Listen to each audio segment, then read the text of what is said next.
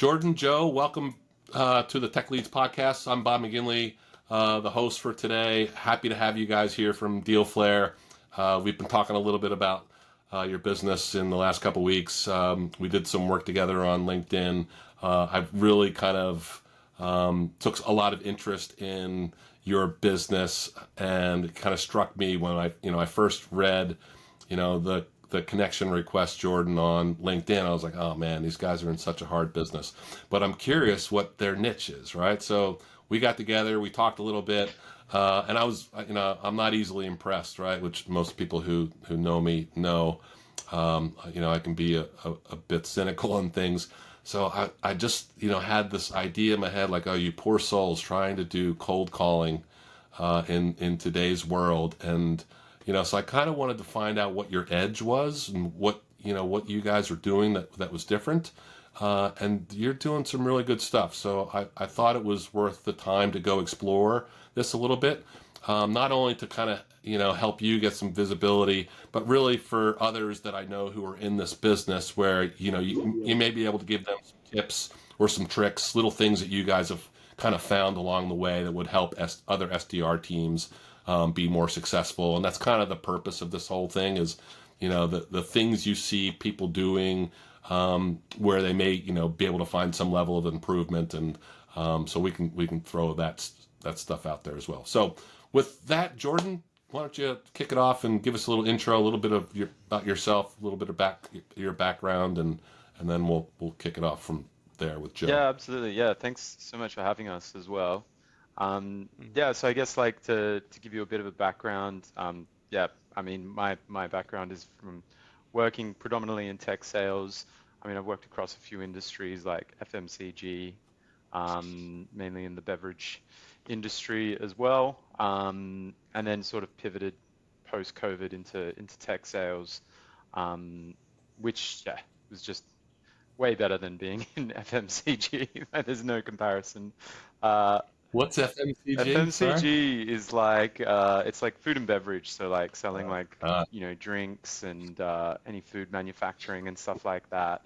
yeah. So yeah, it's kind of like it's just a much more competitive landscape and yeah, very old school as well. So Yeah. no, but my background is like working predominantly with early stage startups. Like that's sort of my bread and butter.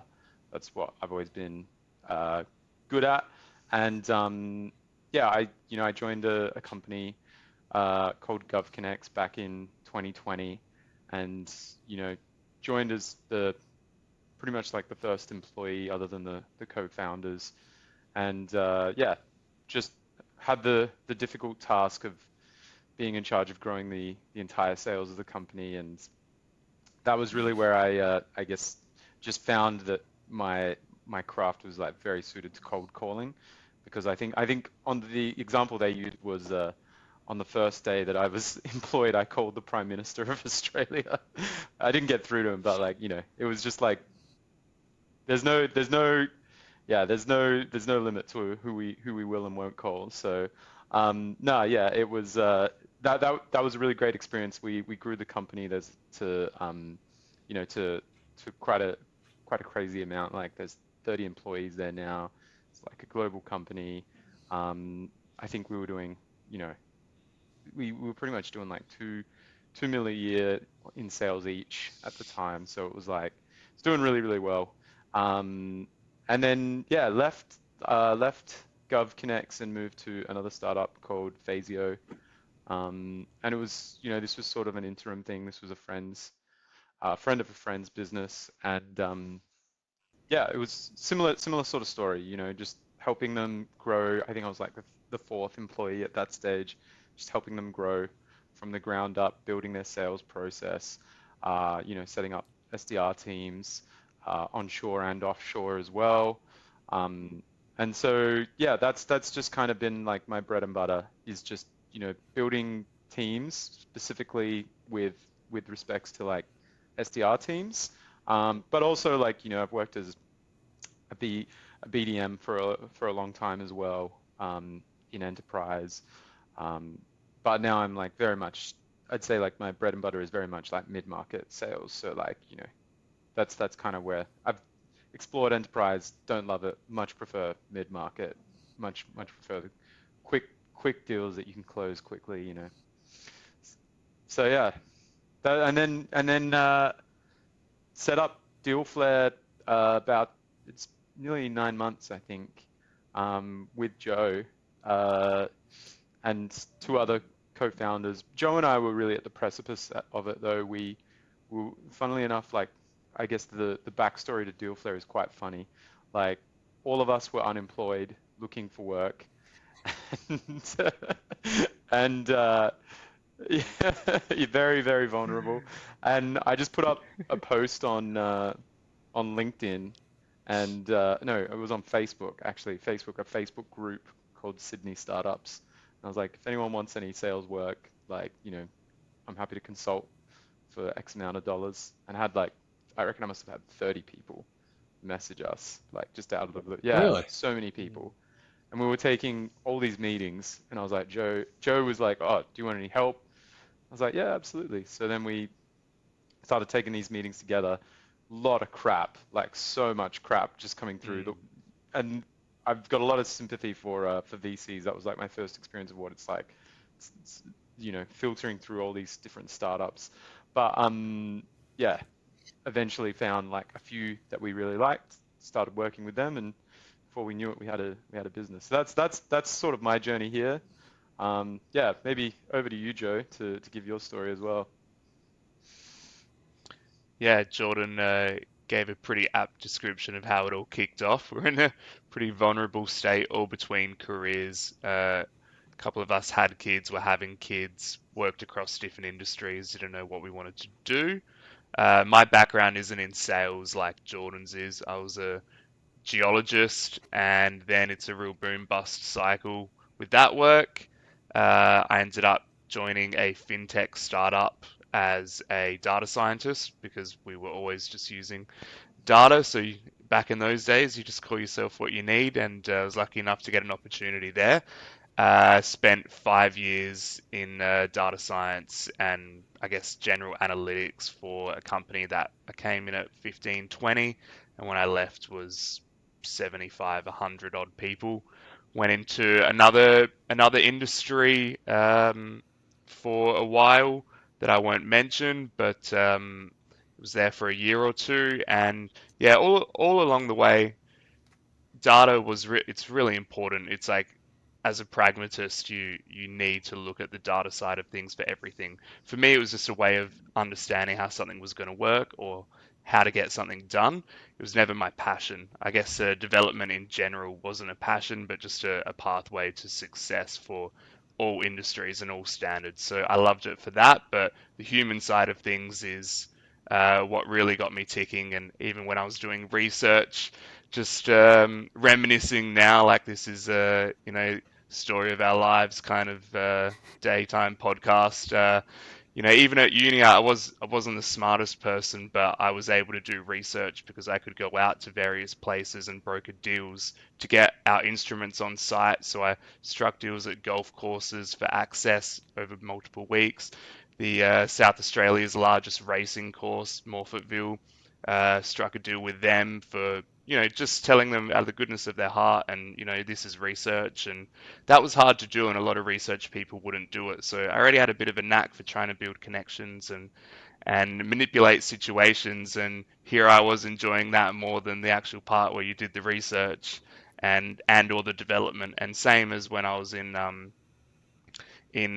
data science or analytics at my company. We had a few major partnerships with enterprise partners and VCs, and I always sort of got paired into keeping some of those relationships really healthy in terms of data supply and just communication both ways. So give them my personal number, and then they'd end up becoming a contact. And I just found it really hard to then break into the actual sales market, like on an enterprise side, or even just I guess a small medium business sales. And as Jordan said, we all had a bit of a period where we were not gainfully employed, and I put my name out on the market and just couldn't believe how tough it was with no direct experience to find something. So Was lucky enough to have a friend as good as Jordan, who we've been lifelong friends since school, and he understood, I guess, I could do it, we could do it, and he had a really good paper resume for people to believe and understand the amazing stuff he's done in sales. So lucky enough to have the few of us used Jordan as a bit of a prop to push him to the front. He's definitely our key head salesperson in the business, and we gather around him.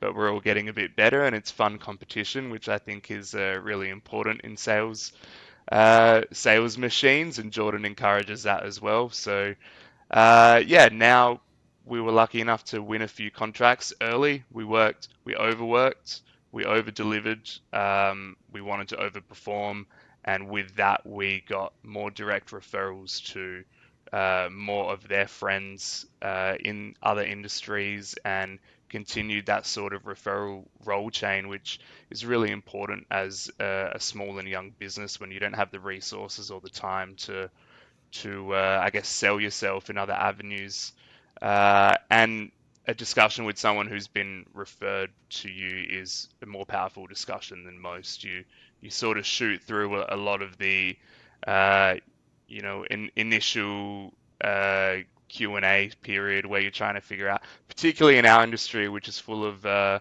quite a lot of jokers that we have to compete against who are just not aiming to deliver what they say they will, and write all sorts of funny contracts about guarantees that will never hold up anywhere.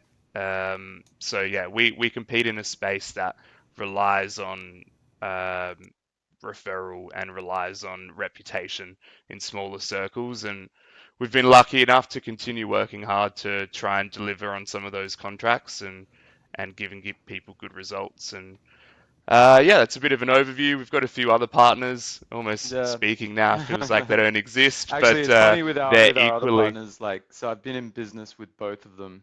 So it all like it's kind of like it was almost like biblical, like in a sense that like one of the other partners, me and formerly best friends, and then had a huge falling out in our last business, Oh, and then somehow managed to repair that and come back, and now we're working in business together again. And it feels wow. like Mm. it just kind of feels like the right thing this time round. And all of us sort of semi having been involved in business somehow together. Joe was involved with some other friends as well, and feels like it just feels like the right thing. And I've always had this like idea of wanting to create like your A team of like if I was to set up a business, have your A team of like the Avengers or whatever it is. And Dealflare feels like we were able to do that. Like get a lot of the people that in my network that were just like the best at what they do. Joe's also being extremely modest. He was part of a syndicate that did extremely well as a data scientist there as well. So I picked up on the Could yeah, modesty. Thank could have been better. It wouldn't be working if it went better. yeah. Yeah. Yeah. But It's yeah. endearing, Joe, so I like it. It's Yeah. good. Um, So yeah, the other partners are extremely important in the piece as well, and one of them is in the States, originally Australian, but he's our US connection, which is certainly, speaking with you as well now. It's such a huge market, the world market, I think, and all the best go into the US to compete. So Yep. we're pushing a lot of time and resourcing into setting up that Northern Hemisphere sub office. mm, Our better half partner's located in yeah. Seattle, and I'm not sure if he'll stay there though. He might be going down to No, LA. San Fran he's moving to. Um, San yep, Fran. San Fran. There you go. Um, but it's Uh, interesting because like I think one of the mm, things that's really fun about our team is like we're made up of so many non-sales professionals, and so like uh, really like Dave, one of our other co-founders. He's probably the other, and Liam like Liam as well worked in more channel partnerships for a while at Microsoft, but we have a huge emphasis on a lot of data um, and data engineering, and to a lesser degree like maybe DevOps as well.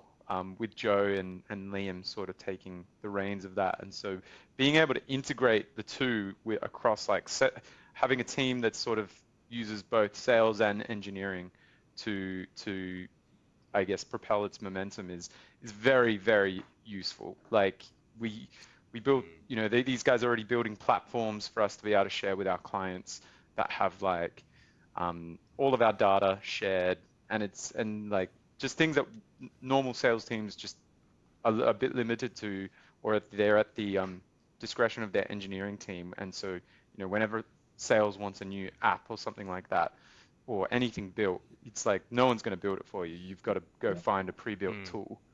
And for us, it's like actually we can build whatever the hell we want, like because we've got those people in the team, and that having that is incredibly powerful. I feel that gives us a real leg up as well.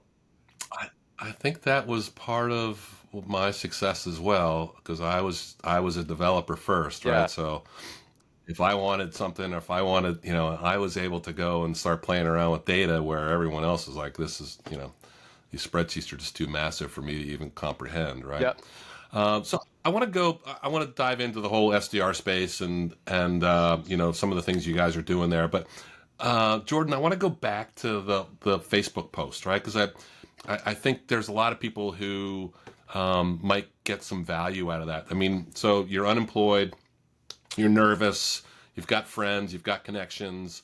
Were you a big Facebook guy before this happened, or did you just kind of how did you just kind of throw that out there in the world and then start getting some intrigue around it? Yeah, there was this Facebook group called Sydney Startups, which I was I used to be quite active in when I was running a beverage company. I would much less involved in now, and in general, it's just not as active. But it, you know, used to be a very, very active group, and I guess kind of like kind of similar vibe to what LinkedIn is now. You know, I feel like LinkedIn's really, really active at the moment, and so yeah, you know, put a post up in there, and sometimes it's just one of those things, you know, like if you just put up the right post, you're willing to help people, um, you just get a lot of engagement. And so I just put up a post. I think it was something like, hey, you know, uh, I've been working in sales X amount of years. Um, I'm, you know, I'm currently unemployed, looking to help out some people with some consultancy work. Let's just have a chat. And off the back of that, I had like, yeah, I reckon at least 30 messages. Funnily enough, that was how we got probably most of our customers in the early days. Whenever we just needed a new customer, we'd just be like, oh, yeah, Facebook post, there you go. And someone would come through there. And they were great, really, really great customers as well. Like you'd be surprised at the level of people you'd be getting, like, you know, some people that you'd meet that were just like running really awesome businesses. And you're like, how did we just manage to find each other like in this mess? Like, and so Yeah. actually one of our customers that's been with us since the very beginning was from that exact post as well. And Oh, that's great. yeah, and so like, you know, it's just like it was just right time, right place, I guess. And we just go and have like a little consultation with them, and they'd usually the thing that's like very typical about like SaaS startups, like in the B2B space, is no one has any experience in sales, and like they've got a humongous like amount of experience in engineering or product, usually those two, but everyone seems to fail when it comes to the sales space. And so when you start talking to them, it's like you're just throwing jargon at them, and they've just never heard any of these ideas before. They don't know what ICPs are. That, you know, they don't know what like you know, they don't know what tools that like Apollo and things like that you can use to get phone numbers. They don't even know that was a way you could reach out to people. They just, I think all they're expecting is like paid ads and like an email campaign that is probably just like, you know, a mass email campaign with no structure whatsoever to it. And then the expectation is that just sort of is able to generate some inbound leads. and it's just, yeah, rarely ever the case. And so when you start having these conversations with people, it's like you're opening up a whole nother world to them that they've never ever experienced in their entire life. And that's always like a really fun experience, because it's like, yeah, it's such a valuable part of everyone's business. Um, and I think the early stage companies give you the most appreciation for the help you're doing. Like all of the early stage companies we work with, like it's just such high praise, because they've never entered that world before. And so you're just unlocking the keys to the kingdom, essentially. Yeah. Yeah, I found that as well in all the business we've done, and we've been in business for almost the same amount of time, about 9 months, um, and I thought the world's challenges were going to be technical, right? That they were going to be looking for Joe, the data scientist, not necessarily for doing geology, but that those were the where people were really struggling, and where we would find a niche, and lower cost kind of consulting development services. And it was exactly what you just said, right? The biggest challenge they were having was sales. And a couple of the customers we worked with, they were so eager to get to the demo. Like it was like, well, so just hold on a second, right? Just figure out what the customer's doing, right? Maybe it's a good fit, maybe it's not. And then it's developing that relationship and sort of that bond, right? And trying to understand the business and what the real challenges are. That's what I saw people really struggling with, and I think that's what part of the gap that you guys are probably filling as well. Is it's more than just using the jargon, right? To quote you back, and so that we kind of adjusted our business model to actually help customers more on the sales side. And then, so I'm going to switch gears a little bit here, but go back to, the SDR space, because when, in my past, we've done a lot of SDR stuff, but they're all like right out of school. They all really have no experience whatsoever. And it's, and it's a total numbers game, right? I mean, and, the turnover's huge, right? Because not everyone can do that job. In fact, I would say that's probably, of all the jobs out there in the world, that's got to be one of the more challenging, right? I mean, so I'm just curious, like, the people you find, like, are there certain types that you kind of look for, like these Yeah. esoteric, the extrovert bartender, who's wanting to do late night, comedy stand up because they've got that level of personality. So I'm just curious, where you find like really good skills. Yeah, I mean, look, like I think, yeah, I think hiring especially is like the most important thing. And so like when it comes to a good SDR, like in my opinion, the most important thing is you just need someone that is so incredibly hungry for sales.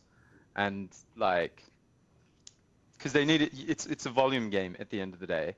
Like there's a lot of nuances to it, but predominantly they need to be calling, at least 100 people in a day, sometimes more, maybe a little bit less depending on the company. But like that's sort of the numbers you'd want to be seeing from a good SDR. And and that isn't an easy thing to do, and it's not for everyone. And I don't blame people for not being able to do it, because I hate doing it. And so like, it's not something I love doing, but like it's part of the job, and it's incredibly rewarding when if you get good at it and you can make a career out of it, and then the progression into like an SDR, into a BDM or an account exec or something like that is so rewarding. But like you've got to be able to do those numbers. And so when we're looking for people, like whenever I've built any teams, the people that I'm always looking for are just people that are just absolutely tenacious. And usually my hiring strategy is like throw everything at them. Like make the process as hard as humanly possible. And the ones that get through, they're the ones that you hire. And so like usually what we'll do is we'll have like a very, very long hiring process. And it's not to for any other reason other than the more steps we add just shows how far someone's willing to go to get this really, really, awful role in many ways. And then and then alongside that, have them complete a lot of tasks. And so like we'll set them a lot of tasks. At each step is like you need to also prepare this and do this and bring that to the next session.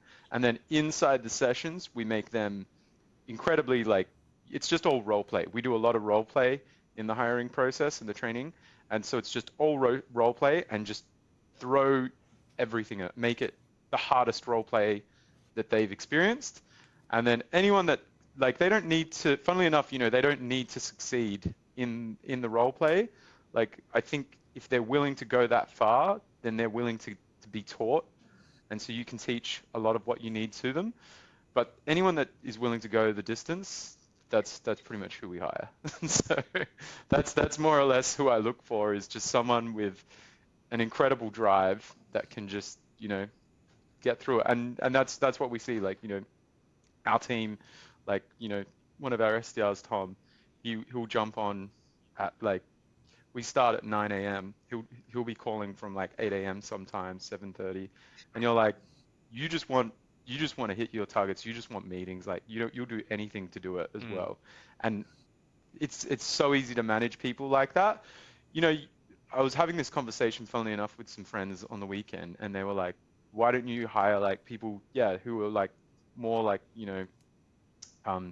esoteric and, maybe that bartender sort of cliche. But it's like, sometimes those people can be really lazy as well and just not, sometimes those people just aren't made, it's an incredibly taxing environment as well. And so you kind of just want someone that's just like no frills, just willing to just get the job done. And I don't really, I don't think it's a person, like they don't need to have an incredible personality. They just need to be able to hit the target. And if they can do that, then you're removing any variables of problems or anything like that. It's as long as a salesperson's good at hitting their target, I think that's really key, because then you're going to have as little problems as possible, and all of that just introduces different variables and stuff. If someone's not hitting their target, then that's an issue, and it's like, you just want to remove all of that. So do you think that's, and Joe, I'm curious what your response is as well, right? But do you think does that process reduce your turnover? Do you find? That's what we aim for. We certainly just want a stable environment, and I guess what Jordan was speaking to was we were all in a position where we wanted it and we needed it. So you have to want it or you have to need it, and that is the nature of like SDR work, because it's so easy to throw your hands up after a couple of bad interactions and say, I'm done, that's it. Like, I don't need to be spoken to like this. I don't need to be treated as a second-class person. There's a lot of friction points where if you have an instability or lack of desire to be there, or you don't need it, the esoteric bartender, he probably could go be a bartender and have less struggles for, maybe not as good money, but pretty easy money, and hang out with all his mates. It's pretty grueling what we do. So just setting a stable environment has meant better turnover. We haven't all attacked each other too much either, and we've been setting up a new young business, which is really difficult. And it sort of lends to the stability of the environment that we're trying to set, and actually having fun, which is almost impossible to do in so many jobs, and yet we're still, managing to make a fun environment for ourselves. So we don't want highly reactive people. We're all doing our very best to keep the boat calm. Consistency in numbers. These people have to have a natural acumen to sales. People that we have hired have, not because that's what we filter for, but they have so happen to have backgrounds in some form of sales, whether it's retail or tech, just a form of sales. So they understand what it takes to try and get a job done and beat your head against a wall if it doesn't happen and go back again the next day and do it. But we're interested in finding all personality types, but with a focus on the stability, because that's what keeps us ticking. And you want to enjoy your workplace. You don't want erratic thoughts, and it can help. You can get real spikes and increases in output, but yeah, the consistency is key for us. And you know, clients are really finicky sometimes. I mean, you can have a fantastic month, you can exceed all expectations, and everyone might fall off the wagon a little bit the next month. Or it's just, we had a month here in Australia where it was back-to-back public holidays. Like, I think in 15 working days, we lost like four or something. So half the country was off. And, that's a difficult time to sell for some industries. And if you don't have a stable approach as to how you're going to pick it up, or, if you go all out one month, because that's your personality type, and then just burn it out, they're not so happy the next month. And a lot of our contracts are a month to month or small lock-ins, and you end up sort of suffering for it. So, yeah, stability is key. Keeping a fun environment, continuing to encourage one another. And yeah, I think circling back to what you said, that's kept our turnover low That's great. and us all quite happy. So you're not losing that IP that you put into one another. And we want to bring anyone and everyone we've hired along for the whole journey, and we make Yeah. that clear. And we're really clear about, There's no I secrets. think maybe different to there's far too Yeah, few yeah. Maybe secrets. that's something we need to talk They, about. anyone who comes in, they know the bottom line of what's happening. They know what someone's worth. They know what they're getting. They know what we're getting. That transparency probably helps a lot to appease, any of the ghouls of I'm getting played here, or I'm not getting what I'm worth. Right. Like, it's a lot of transparency in our business model with the people we bring on, which I think has also been important for all of us to share in that kind of growth and stability of mind. Well, I like the because we talked about it last time, how and I've seen this happen before in other SDR programs where you kind of throw people to the wolves a little bit, right? It's like, all right, here's your training. You went through the week orientation. Now you're going to sit at home by yourself. Here's your list of people to call. You guys Yeah. kind of came up with this idea of, I called it like the virtual boiler Yeah. room, right? Where you kind of have constant interaction. You're working together. You're listening to each other. You're celebrating, getting the successes. And you kind of have, it seemed like you try to build that, that supportive team environment where, it's not just, you on your own, good luck, make your numbers. It's really, let's go work together, have fun. And I just found that really kind of unique in that space. I'm just curious how, tell me about that a little bit more. Like how did you kind of pull that together? And, is there a tool that you use to kind of that does that? And do you look forward to getting on that meeting? I mean, is that Yeah. something that actually you get rewarded from as well? Yeah, it's awesome. It's like, honestly, it's probably my favorite part of the business is like just, like the sales floor, I guess the traditional term, the office environment, whatever it is, like I really think we've nailed that. And for a sales team, it's so important. It's so critical. We're fully remote. We're split across multiple countries as well, different time zones.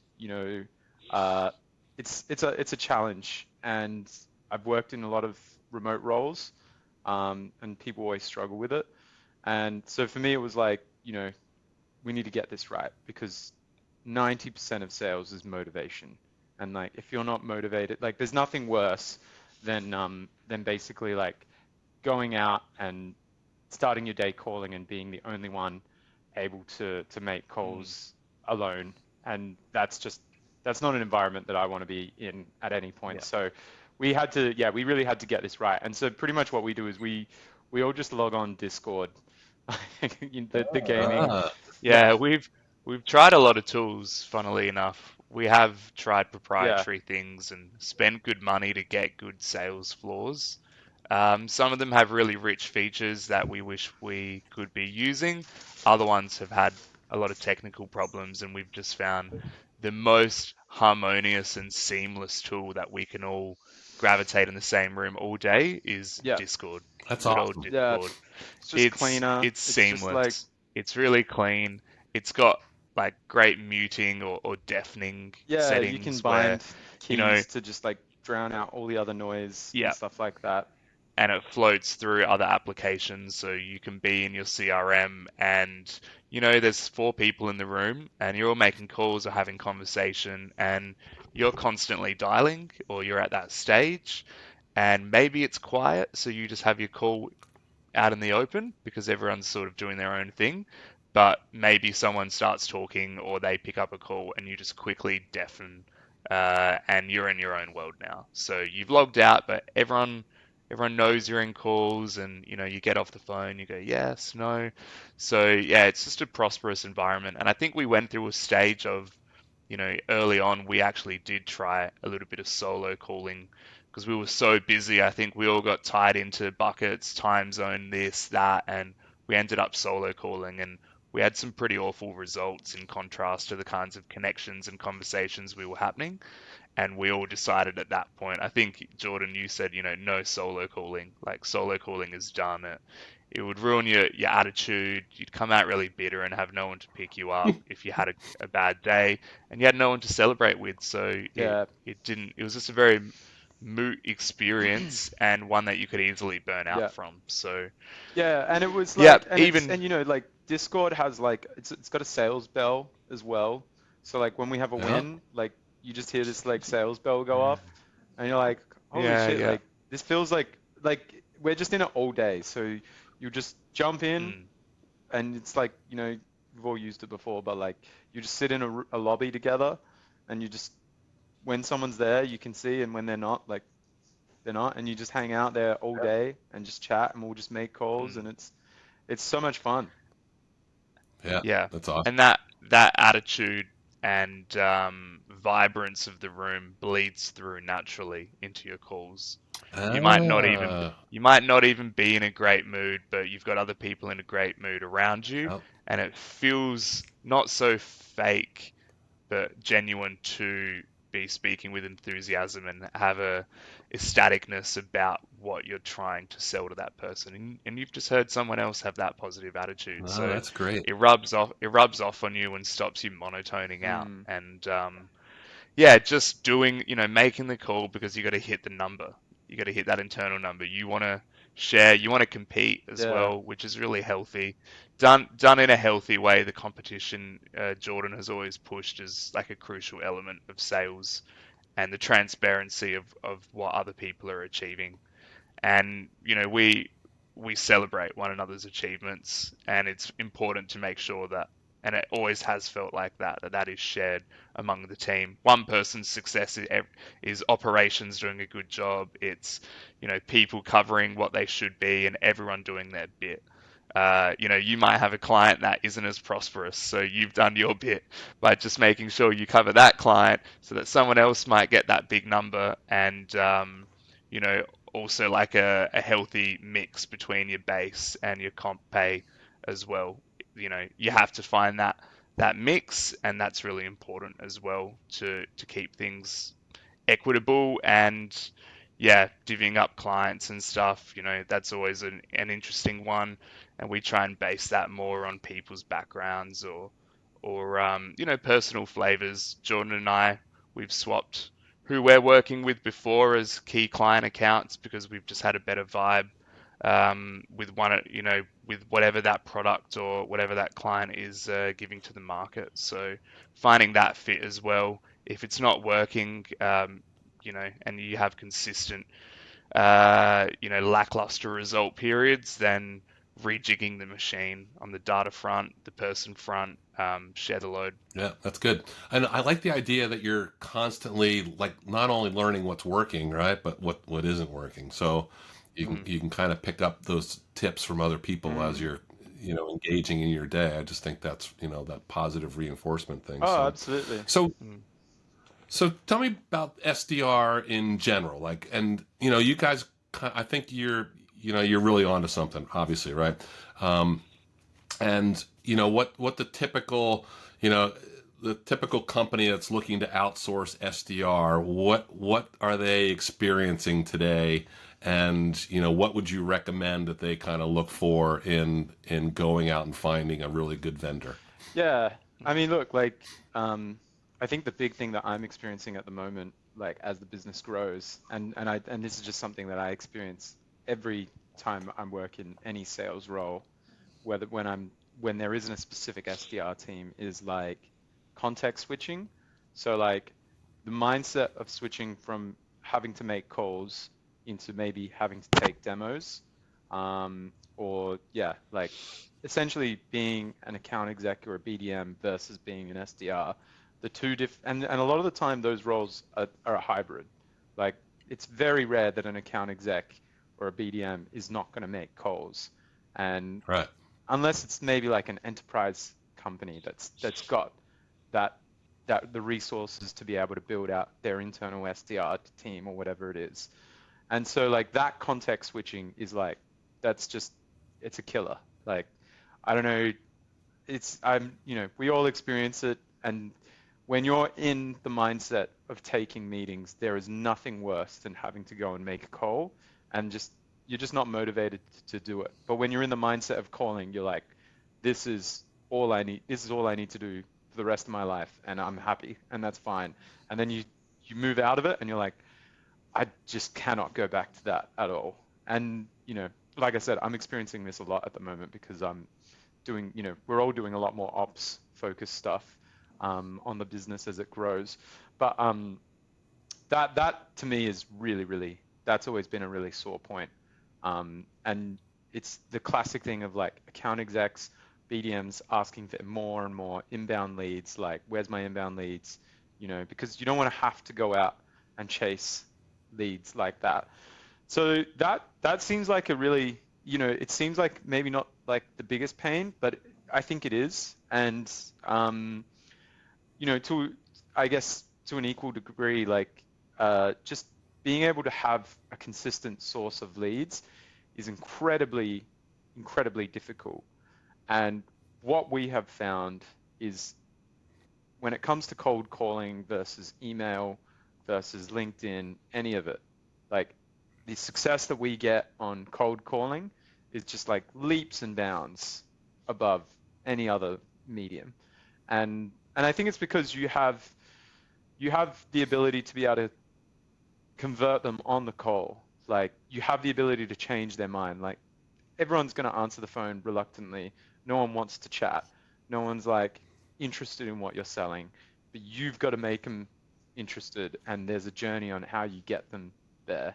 And that's what we do really, really well. And that's what I think is so successful about cold calling. Um, there's also a lot. There's like the environment is changing so much, and maybe I'll let you talk about this, Joe. But like, just like the whole go-to-market environment has, in the last like 3-4 months, has just changed phenomenally as well now. And now it's like, you're no longer even just looking at like LinkedIn and email. It's like, what are the bias signals? Like, what are people? What's their intention to buy, and how can we build leads off of that as well? So there's a lot of different areas, but my experience is that cold calling is just far superior to all of the others. Yeah, and Joe, dive into that for me, and then I want to go explore the whole idea around the data as well, because I think that's another facet of your business that doesn't get enough exposure. So kind of go into what data it is, and not to give away the family secrets, but just a little bit about where you find value in the stuff you've already got. Oh, you're muted. Excuse me. All right. I guess I can also tie your original question to Jordan about outsourced SDRs and companies' Yeah, experiences in do the that. market Yeah. to the new, the data sphere as well, because they sort of uniquely do combine. And we can start by saying if you run internal SDRs, you likely are quite a large organization, or you're someone wearing many hats doing a lot of context switching. And just for starters, I even know, even though we're calling every day, you still got to give yourself like a bit of a slap and have a stiff cup of coffee to get that first call in. And once you get there and once you start rolling, it really starts to help and you loosen up and you could call all day. If you're wearing 4 or 5 hats, you somehow manage to just conveniently never have that cup of coffee and continue to push it away. And it's a danger that Jordan has talked about before within our business, where it's one of the hardest things to do. It takes a lot of bravado sometimes, particularly if you're just not having a very confident day or you had some previous average interactions. So you find businesses are internally abandoning it more than they should and nurturing other parts of their pipe. I need to hold up like a So guilty sign here, right, for myself, because it, once yeah, once I got to like I take the meetings part of my Yeah. career, it's like I cannot go uh-huh. back and Yeah. start. It's super difficult. Yeah. So, I mean, that's something we try and convey, and that's probably a lot of the reason why they're talking to us. They know that because they're experienced salespeople, and it's difficult to do. But then outsourcing versus in-house. So what else are we competing against on the outsource market?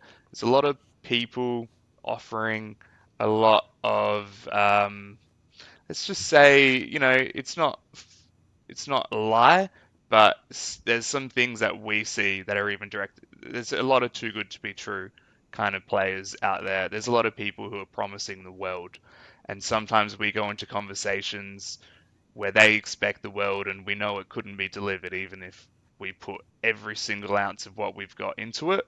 And they want that for 40% less than you'd probably have to pay if everyone was on minimum wage. So that's difficult. I guess it's a global game now as well. So there might be some counties or places or jurisdictions where you might get that. That might be effective for your market. And I encourage everyone, we encourage people to look internationally. There's certainly a lot of unique markets around the world that can fulfill different things. We're from Australia. We love selling into the US. It's for us a match made in heaven. People are pretty amused when they hear our voices, and it's a little bit of a conversation carrier. Those kinds of things are really unique and can be quite strong for what you're aiming to achieve. So yeah, up against competition that has sets unrealistic expectations, and up against the internal. Yeah, I think sometimes people would utilize a SDR as a multi-hat wearer, or almost just like a sales slave. So they'll say, you're going to do calls, but will you do this? Will you do that? Will you do that? And it's like, well, that's not our specialty. Our specialty is getting as many opportunities for your internal team to do that. And then they'll weigh that up and say, oh, I'd rather an absolute slave that I can just, I can get a similar wage and just, yeah, get that kind of result. And that's fine because some models want it. So that's what we're up against in the outsource versus in-house, and just trying to drive our value proposition. And it uniquely junctions into data, as we'll sort of segue into now, because I don't think it's as easy as it used to be. And yeah, in the last 3, 4 months alone, let alone 6, 12 months. Originally, part of why I was starting to step out of data or look away is because things are crazy now with AI. It's absolutely crazy. You're bombarded with sales emails and LinkedIn automations. Like any man and his dog now can write an automation sequence on your NAN or any equivalent platform that, I could write a whole Python, virtual environment that could just do 1,000 things in a week. And that's something that used to take a couple of guys a month or two, and a lot of stability issues. So we now really need, or we value that human connection, particularly something as personable as sales. And I think more than ever, the human component of communication has become like a real winner in this space, and less so the digital bombardment that people are just, it works and you will get people, but what is the intent of that lead? Are they just fishing for more information? Like, yeah, the quality of lead is really important. And also finding, yeah, it used to be a little bit easier to get data. People were a little more surprised when you'd call them. Now they're a little bit more in tune with the fact that their number's out there. Everybody gets more calls and interactions a day. And we spend a lot of money and a lot of time trying to find the needle in the haystack, trying to find different people. You know, Apollo was where we started, and when you're gearing up or when you're, you know, cost effectiveness in an agency is different to a single business. The more credits or the more numbers you're running, generally, the more cost effective all these platforms can become. So we started on a shoestring budget of just trying to get what we could, how we could. And as we've grown, we've been able to really amplify the number of tools and the ways that we're acquiring data. So I mean, it's Apollo, it's Clay, it's the whole waterfall of APIs that are available in there. It's Lemlist. There's one or two other providers that we go to. If we really want to contact someone, if we really know that that is going to be someone that we need to speak to, there's more ways for us to find it now, and we're paying, you know, upwards of, I don't know, maybe 20% of you know, all revenue towards just like tooling, Wow. which when you put that kind of number, and you know, we've got a, maybe we're too frivolous with it, but we love trying new tools and we love testing things. I mean, I don't think we've ever stopped someone within the business from buying a trial month of like whatever it is that they want to put their hands on. There's so many AI tools now. Not that we're super AI reliant, but we're seeing ways that they can help workflows outside of the human interaction. So tell a business that, and you're a salesperson, that you want to spend upwards of $5,000 a month on tooling just to get the data that you need to then employ someone to make a call, and they're going to really struggle to go up against management and justify a lot of that, particularly in this day and age where there's so many subscription models that are dominating other parts of the business. And as Jordan said, it can just fall to the bottom of the barrel with sales sometimes, where they're the last to pick. If dev needs a tool for the product, like, my God, like, get two of them. But if sales needs something to, you know, get in touch with someone, and there's something cheaper, then, you know, they're just going to opt for the cheaper option. So Yeah. going with an outsourced agency, and there's data brokers now as well who will sort of team up with you and not do the SDR bit. And I think that's becoming more common as an outsourced tool. Mm-hmm. And we're seeing that a bit more. We're seeing people want to partner with us as the data people, but because we have it all in-house, we're keeping that cost lower, even though it is significant. And that's also a part of the value add that we can give to clients that we work with. So you're outsourcing not the human aspect, but also the data aspect, which is becoming a bit more difficult and probably more costly than it used to be with the array of tools that you have to string together. And the importance of that data as well, because it is like the first, like, you know, the first line of defense. Like, we are doing the R&D for a lot of these teams. We're having the initial conversation. It's arguably the most important data because it's telling you what is working and what isn't, and who you should be targeting and who you shouldn't be. And so, like, that, being able to supply that to clients and just, being able to give them, you know, call recordings, like call transcripts, you know, any of that stuff, phone numbers, emails, detailed all notes, of that data, like, that is so incredibly valuable. That is probably what I think is one of our biggest value adds, is not only the meetings that you book, but being able to go, we work for you, we work on behalf of you, and we are gathering all of the data regarding your outbound process, and you can use this to then pivot and work out who you want to target, change, you know, what exactly, like I was saying, what's working, what's not. And that's the stuff they want more than anything. Like, across the board, all our clients, they're only interested in the data that we provide.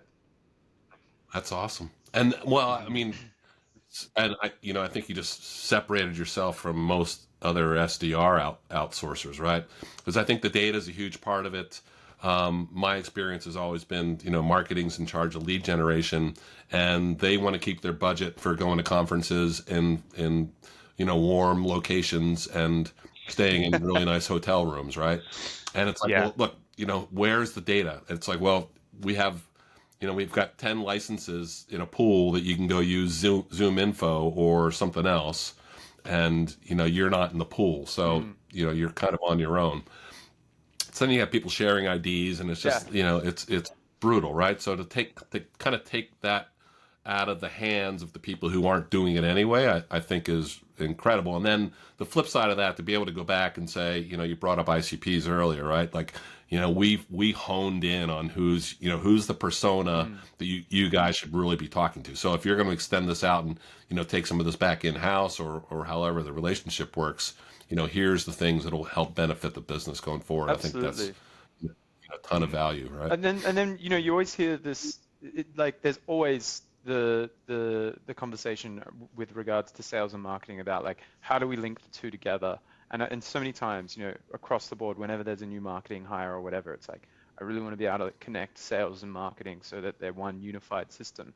And I think this is how you do that. It's always been like, it's always a bit of a struggle because like sales is very independent of marketing and marketing is slightly more codependent of sales. But like, I really think that this is the best way to link that, because maybe it's us being able to share this intelligence and share all this data so that then marketing can use that to then retarget through ads or whatever it is, like all the data that we're gathering.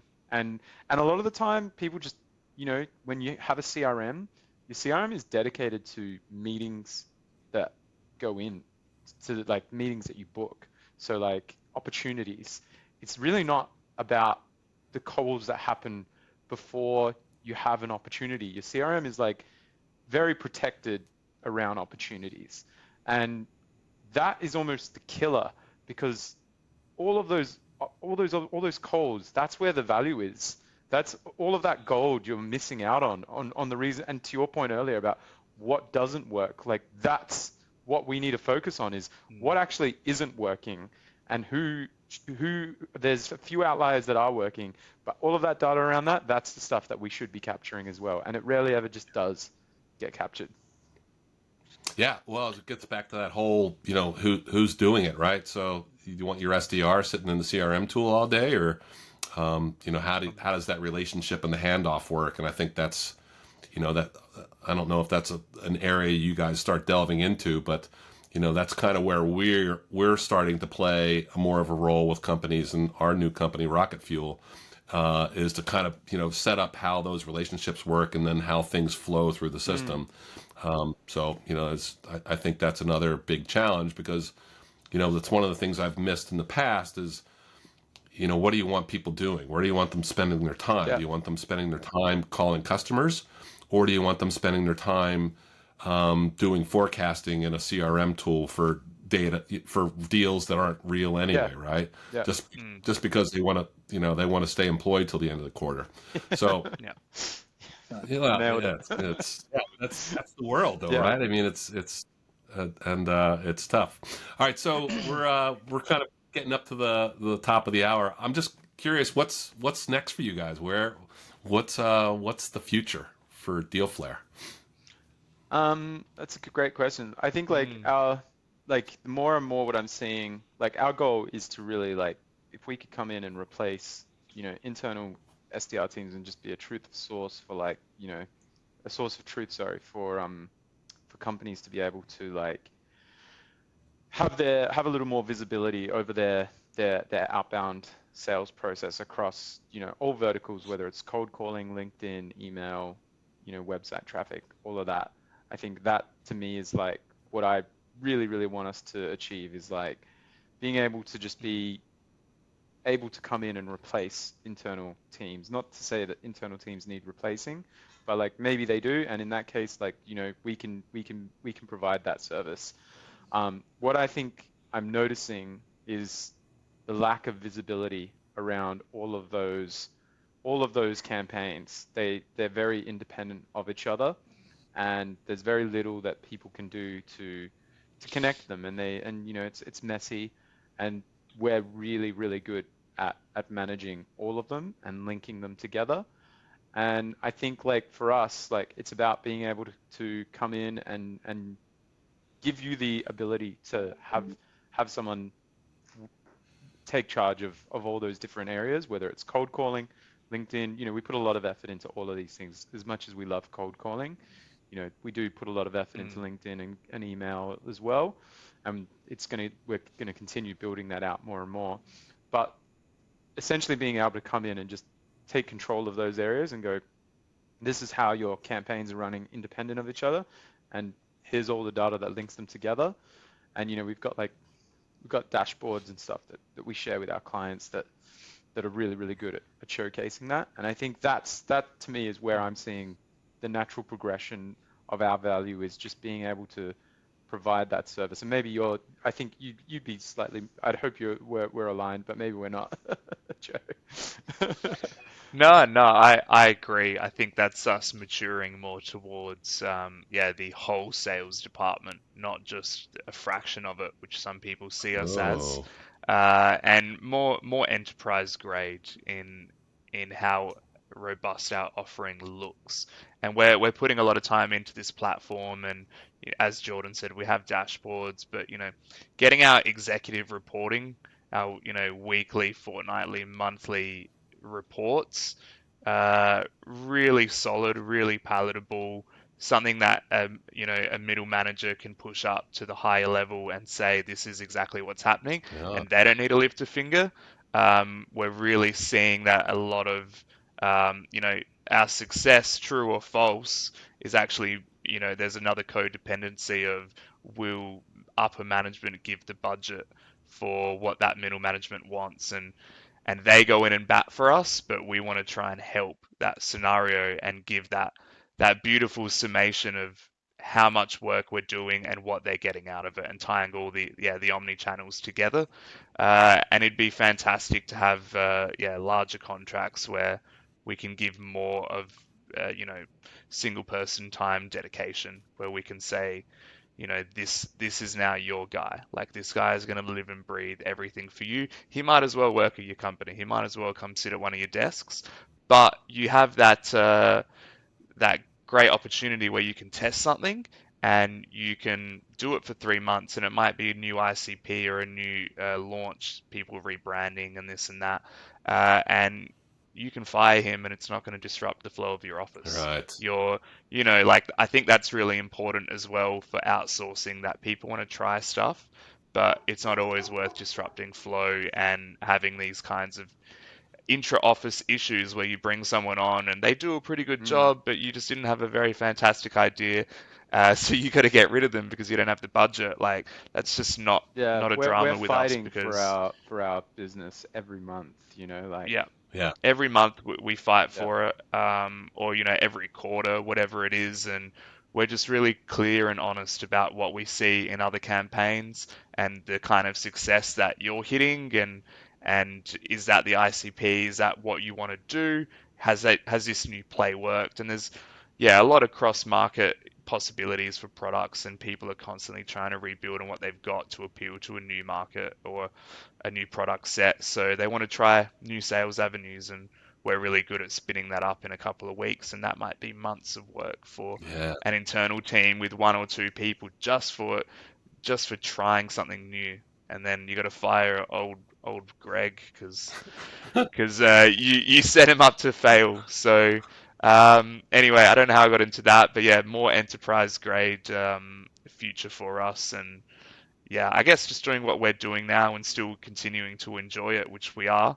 I really hope for that, and that's a strong focus for us. It has to be enjoyable and fun, and we have to get results for clients. There's nothing worse than um, not hitting the goals that we want, and we take that really seriously. And I think once we lose that edge of passion and desire to achieve, then we've got a problem. So I'll Yeah, just I footnote that. think it's pretty ingrained in you guys, or at least from my perspective. So I don't see Yeah. that being your issue. It seems like you've got a good thing rolling here. So I'm curious, just to just as I'm sitting here thinking, and do you ever get asked to kind of get pulled in and say, I don't necessarily want to outsource the team, but I want you guys to come in and set up the program, or do the training, right? Is that something you've ever been approached with?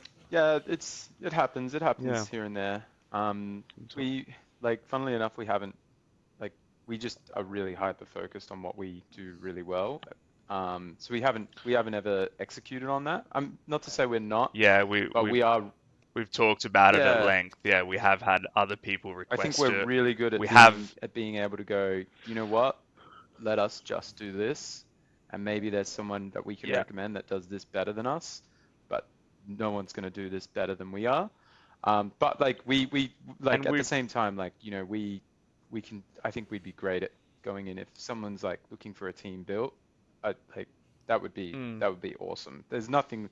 That's probably my favorite part of the job, is just being able to hire and, you know, build out teams and stuff like that. That's always really exciting. and regarding, yeah, like a tech setup, that's certainly something we've discussed as well. And there are agencies that will do, you know, just that more specific data play. We've just been, yeah, as Jordan said, hyper focused on what we need to do. We don't want to get distracted and, you know, fractionalize our own service to Yeah, the detriment of our clients. I think maybe even, yeah, in the next 6 to 12 months, as we hit that more enterprise grade maturity, that might be a bit easier. It might be a bit more. We haven't formulated it into something that is, you know, like a plug and play rollout, because there's so much minute. You know, you're working to find what works for the Right. client, and it's not as click and play. You know, I wish we were selling software where it's just a, you know, generate a license and you know, increase your revenue, but we're not at that point yet, and hopefully we can get it down to a fine art where we can give that kind of offering. At the moment, it's just the full Monty, the full yeah, package. It's yeah, all or nothing. Oh, it's good. It's Um, opportunity yeah, for the future, right? So, yeah. yeah. and something we might need to talk about at some point. Yeah. How about you with your business, Bob? What are your next 6 to 12 months of hopes and goals? Similar. We're really staying focused on, we're getting into all of the, you mentioned all the crazy platforms out there, right? I think what we're seeing is a lot of smaller companies just being really overwhelmed with, all the different choices and how to go get data, how to run campaigns, what works, what doesn't work. We talked about some of the stuff that we're doing, in the last time we talked, and our approach has been, why should I go and pay for outreach when everyone's hitting me with their outreach every day? You walked right into the trap, right? Yeah. And I just turn it around on them and say, this is the same message I've gotten 13 times already Mm, today, right? Mm, There's got to be a better way for you here. If you thought of, let's add some creativity to your model a little bit, and let's actually go, generate some real leads. And then, for us, it's really the leads are one aspect of it, but then it's being able to get in front of that client, have the right level of conversation, mm, make sure you're at the ICP that you're supposed to be at, and you're not getting the runaround. And then how do you go and get that next meeting and get that, not only the interest but the urgency, right? So those are the two things that we kind of really focus on with our customers is, generating interest. Where do you sit in the competitive landscape? How do you have that conversation? And then really, how do you take it to the next step and say, not that you want to jump right into an ROI level discussion, but, here's the benefits back to your business from, going down this trail with us. And I think that's, that's kind of been my story of success in my career is, I've always been really good at showing customers what their world could look like, mm. and then saying, if you weren't spending, 60% of your overall budget on IT because you're not an IT company, right? What would you be doing? And you kind of get people thinking in that mindset, and then I find they if I'm doing that in a conference room, you can get like some really good interactions between customers, just sitting in Yeah. there. And, you'll get that one guy that'll look across the room and go, yeah, Joe, what would we be doing, right?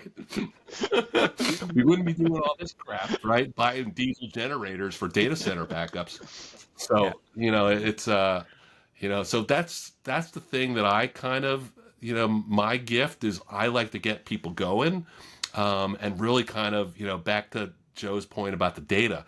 to me, that's where the magic happens, right? Is you start getting people to show some passion about their business and what they're doing about their business, and they kind of, they open the kimono a little bit, and that's where you find where the real pain exists. And then we tend to go and help customers learn to focus on those areas, and then show how your solution space is going to help those customers get past that Yeah, stuff. So I missed that. That's Brilliant. the fun side of sales. That's yeah, the fun that is side. the fun side of sales.